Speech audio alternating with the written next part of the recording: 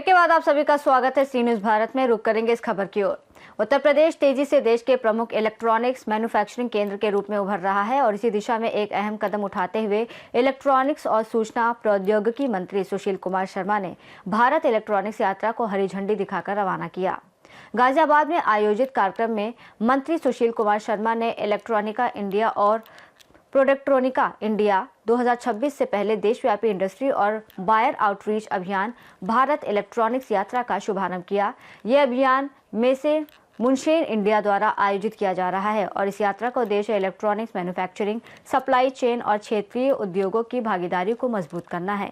ये पहल उत्तर प्रदेश सरकार की प्रगतिशील नीतियों, मजबूत बुनियादी ढांचे और इलेक्ट्रॉनिक्स मैन्युफैक्चरिंग क्लस्टर्स के माध्यम से संपूर्ण वैल्यू चेन में निवेश आकर्षित करने की प्रतिबद्धता को दर्शाती है।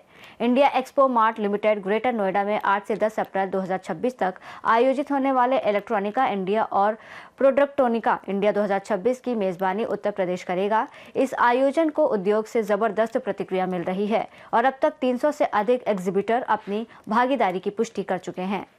भारत इलेक्ट्रॉनिक्स यात्रा को एक प्रभावी इंडस्ट्री आउटरीच प्रोग्राम के रूप में डिजाइन किया गया है, जिसमें OEM, EMS कंपनियों, सिस्टम इंटीग्रेटर्स और प्रमुख इलेक्ट्रॉनिक्स खरीदारों से सीधा संवाद किया जाएगा।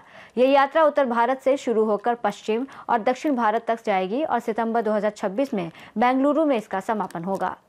वहीं मंत्री सुशील कुमार शर्मा ने कहा कि उत्तर प्रदेश भविष्य के लिए तैयार इलेक्ट्रॉनिक्स मैन्युफैक्चरिंग इकोसिस्टम विकसित करने के लिए पूरी तरह प्रतिबद्ध है और ऐसे मंच निवेश बढ़ाने और औद्योगिक क्षमताओं को मजबूत करने में अहम भूमिका निभाते हैं। इस अवसर पर IMEA के प्रेसिडेंट और मेसे मुनशेन इंडिया के CEO भूपिंदर सिंह, ELCINA के सेक्रेटरी जनरल राजू गोयल और ICEA के एग्जीक्यूटिव डायरेक्टर राजेश शर्मा ने भी इस यात्रा को सेवानुकूल और उद्योग के लिए अत्यंत उपयोगी बताया। पैनासोनिक और मैक्सिमम इंटीग्रेटेड इस यात्रा के प्रमुख औद्योगिक भागीदार हैं, जो खरीदारों और सप्लायर्स के बीच मजबूत संपर्क स्थापित करने में सहयोग करेंगे। EMC बना रहे मैन्युफैक्चरिंग क्लस्टर, 2 हमारे तैयार हैं, तीसरे की हम तैयारी कर रहे हैं। तो पूरे देश में ये यात्रा जाएगी। सभी उत्पादकों से, इससे संबंधित जुड़े हुए व्यापारियों से ये संपर्क करेगी। वो सब यूपी में आएंगे।